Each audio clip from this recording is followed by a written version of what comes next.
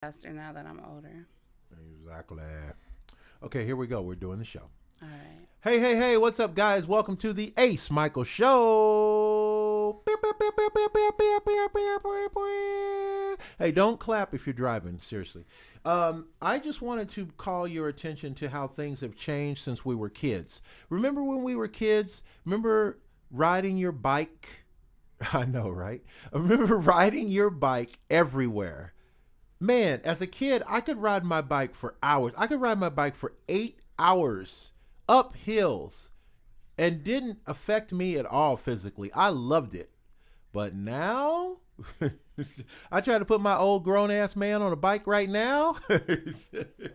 I'm just saying. And remember, our diet was different. Like, remember when you were a kid, you could wake up in the morning, eat a bowl of cereal, literally a one bowl of cereal, and you didn't need to eat the whole rest of the day. Maybe a fruit roll up or a Snickers during the day or something like that. But really, you made it through the whole day. If you think about it, all you had to eat that morning was a breakfast bowl of cereal, and you had so much energy. You had enough energy to go through gymnasium class, ride your bike uphill all day, ride around town, skateboard, all off of a one bowl of cereal. And then for dinner, your mom would make you something, and you probably didn't eat half of the green vegetables that she put on the plate. So if you think about it, you were some kind of like pescatarian diet having individual when you were 7, and now that you're 27 or 37, you don't want nothing to do with that. You know, it's just very interesting how things change. The last third one I'm going to mention, I went to a sales seminar, and this guy said, hey, when you were a kid and the school told you to go knock on doors, you would go and knock on doors and try to sell candy bars because you wanted to win a bike. Now, as an adult, if some company came to you and said, hey, listen, we'll pay you $100,000 a year to go knock on doors, you'd be like, oh, hell no. Where's the bike? You know what I'm saying? So listen, that's real. I'd love to get an email from you with your thoughts on how things have changed from back in the day to now in the day, because things are definitely different as an adult, right? Amen. Welcome to the show. For the first time, we got a first timer on the show. My guest is Coach Amber J is with us. Coach Amber J, welcome to the Ace Michael Show. Dorland? Hello. Thank you so much. What did you used to do different when you were a little Coach J, a little J? When you were a little J, what was different? A lot of things. I was definitely that girl on that bike that rode it everywhere. With the skinny little girl legs? Yeah. I used to wonder how those little skinny girl legs was get, because I was a boy, so I didn't have skinny girl legs. I could definitely push a bike. If I needed to, man, I could push a bike 5 miles if I needed to. I could get down with a bike. Or how about hike somebody on your bike? Yes. Because I also hiked people. Yes. Well, you know, my uncle, it's so weird because my mom had us when she was very young. She was like, I don't know, like 3 when she had our kids, you know. So anyway, so we were all very close related. Like my aunts and uncles are only a few years older than me. Wow. Right. Okay. So there was a time when my uncle, this is so weird. My uncle was like 19 years old and I was like 15, and I still was riding my bike a lot. And he was like, maybe I was a little younger. I might have been 14. And he goes, well, why don't we ride on the bike? You can push me on the handlebars. And I'm like, what in the world? So we were riding the bike together. And of course we crashed. Oh, yeah. You know what I'm saying? And I still have the scar to this day, you know. Wow. So there you have it, Lerner and Rowe. I should have called you guys for my incident. Anyway. So, okay. So you were a bike riding kid. And then at what point in your childhood did you say, one day I'm going to coach people's lives? So I want to say back then when I would tell people what we needed to do, so I was always coaching. I think coaching has been something that's been in me. It wasn't until I went through life and was married and realized one day waking up like, this is not what I want to do anymore. There has to be more to life than just waking up every day in routine. And that's when I went on a self-discovery journey of discovering who I really was. And I came across a coach and I was like, I've been doing this my whole life. Like I could get paid to do this and change lives. Right. Exactly. So that was that aha moment for me, going into my own self-discovery. I got another one aha moment for you, because you mentioned you were married. Have you ever noticed that married kind of sounds like marred, and then marred kind of sounds like scarred? Do you think that's a coincidence? Or you Not at all. I feel you That's on kind that. of interesting. That's like if you very put the words, interesting. like put them back to back. You know what I'm saying? That is very. That's another show. We're gonna have to talk about that. Yes, for Yeah, sure, man, for it's sure. something- Marriage is definitely, I think any relationship, it gives you an eye opener to who you really are or who you're not, right? And Yes, it's either going to yes. put a mirror in front of you and Yes, scare amen. the hell out of you or make you face yourself. Amen. Okay, so this is a question because I've had I got to be honest. I've had several life coaches on the show. You're not the first one, so there I'm being transparent. Okay. I have messed around with some life coaches. Okay, All just right. so you know. Okay, I'm being upfront. Okay. But I always ask the same question because I never really got the answer that I was looking for or the answer that I felt was satisfactory, which is why. Now, hear me, Amber. I'm Why listening. does a person need a life coach? For real. Like, why? Why is that important? So I like to describe a coach just like a basketball coach, a football coach. The reason you need a life coach or even a health coach, right? You need someone that can see your potential, hold you accountable, and help guide you to a space maybe that you're not seeing. And so we're just an outside perspective that helps you guide or helps keep you accountable to guide you to that next direction of whatever it is that you desire. So say for instance, I do a lot of transitional coaching. So say for instance, you're transitioning from working a 9 to 5 to being an entrepreneur, where there's going to be some areas in that space that you don't know. And so as a coach, I can either help you identify those blind spots or help you stay accountable on the path that you desire to meet. So, okay, I get it. And that was a more satisfactory answer than I ever had. I thank you for that. But now here's the question. How does one find a life coach? How does a life coach find what would that be, a life client? A client, yeah. Yeah, so how does that relationship work? Like, are there people who want to have you coach them and you've said no because you go, well, it's not really a good fit. I appreciate it, but it's not really my kind of thing? Or like, I mean, for example, like, do you work with people who are like felonious people or murderers or, you know what I'm saying? Like, do you have So I have an ideal client. I have a niche because I'm not going to say I'm an expert in everything, but I definitely have an intake form where I ask, do we work for each other? Because if you want to maybe commit more crimes, well, then of course I'm not going to coach you in that area. However, say for instance that you are in a transition, maybe you are you were incarcerated and you're trying to establish yourself back in society, then that's where a coach would be very helpful, because we are here to help guide you and keep you accountable, as well as create a strategic plan to see that is obtainable for you to meet whatever that goal is. nice? So I wouldn't say I work with anyone, but I do work with people that are coachable and that are ready and eager. So when you come to me, you have to say, hey, I had that aha moment. I know that I'm not living in my full potential, and I know that I want to meet this goal, but for whatever reason, I'm hung up in this same cycle. And so that is where a lot of times my clients come out and they're like, I know I need to get to this level. I just don't know how to. And that's where coaching comes in and shows you that how to actually meet that goal. Well, that sounds fabulous. And I just real quick, I want to get this off my mind before I forget it. Okay. Is that incarceration? You mentioned that word, which is a really nice word for being locked up and caged like an animal. I think that's more what it should be called than Yeah. incarceration. Incarceration almost sounds like an event that a family would go to, like a bat mitzvah or Yeah. or a what do they call it, a quinceañera. We got the bat mitzvah on Thursday, the quinceañera on Sunday, and then the incarceration is going to happen on Monday. So we want to make sure we get all of those, on our calendar, guys.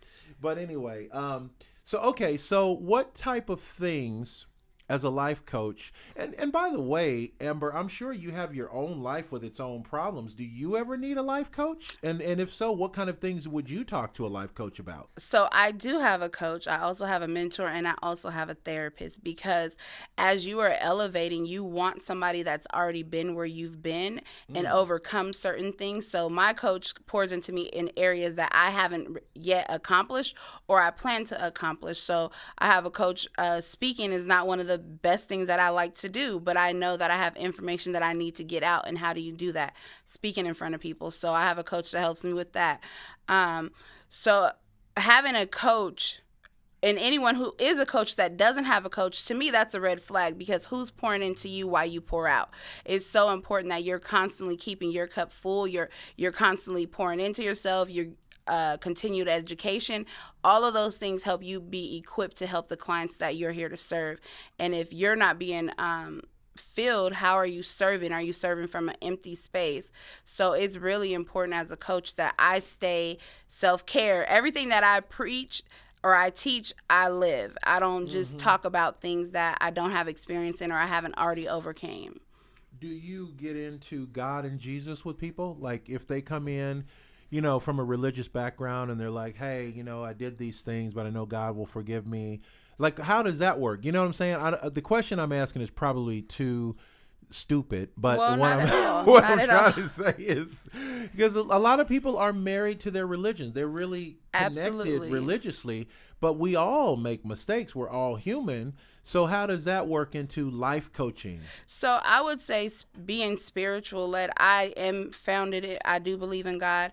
That is my higher power, but I'm not biased on that. I believe that whatever your religion is, whatever your background is the foundation is all the same. Accountability, belief, faith, those are the basis, and forgiveness. And a lot of times people are stuck in certain things, certain situations, because they don't understand the foundations or the principles to move them to that next space.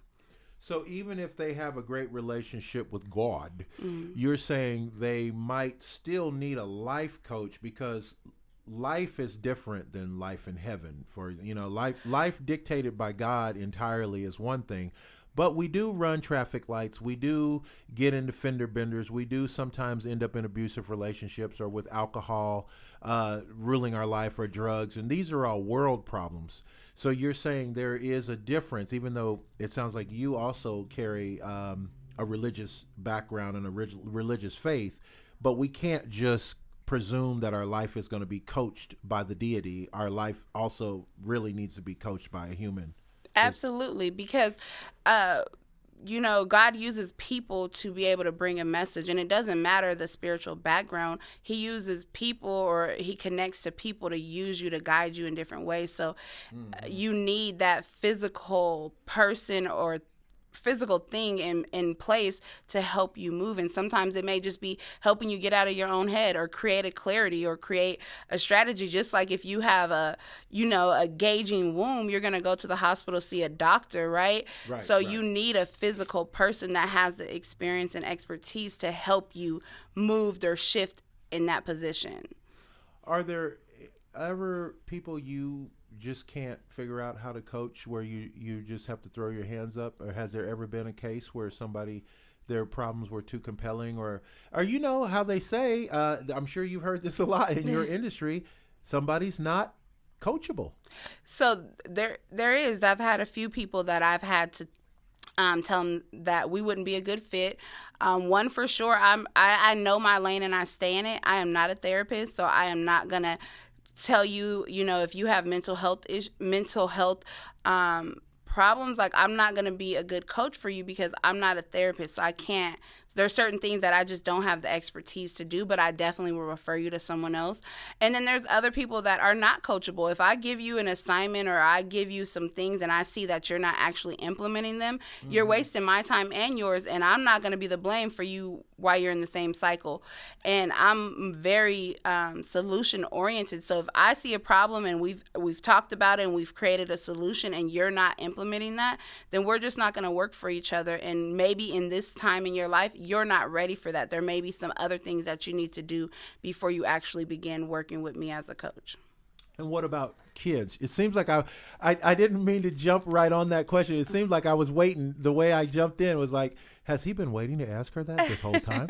And what about kids? No. Anyway, no, seriously though, what about kids? Like, what's the youngest you would take a client?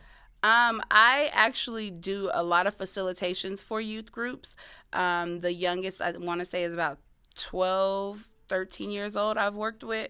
Wow. And I've worked with several nonprofits that facilitate different courses on basic life skills. I think some of the skills that we as adults are missing should have been taught to us at a younger age, and we probably wouldn't be in some of the circumstances that we're in now had we had a coach at a very young age that gave us these basic life skills. So at what was the earliest age you said? 12, I think she was 12 or 13 years old. So at 12 years old, how is it that a person has gotten into such entanglements in life that they already need a life coach at 12? So I would say it would be more on a coaching mentor side of it. But when I tell you some of the things that kids have endured at such a young age is unbelievable. There's so much trauma. And even as adults, a lot of the things that we deal with stem from childhood. So being brought up in the wrong homes, maybe not having a parent sexually molested or anything like that. Those are things that sometimes so I deal with more of the behavioral because we now see, okay, this is now manifesting in the physical in a behavior. So I'm going to deal with the behavior and help you say, hey, why are you angry? Let's deal with that. And let's create a plan on, let's stay in, positive for this week. And here are some tools or some affirmations you can use so you're not so angry or aggressive or having outbursts. So those are some of the things that I work with a lot of youth with, especially young women, just maybe even mentoring about how they should act, how they should behave, how they should dress. So those are some more of the things that I would deal with more with the youth with. Wow. This has been very enlightening. Time is never a friend on our show, so we're running out of time. No I've got time for maybe one more question, and I'd like to ask you personally, Amber, what do you feel has been the what has attributed most to your success? Would you say that it has to do with you're just being in the right place at the right time?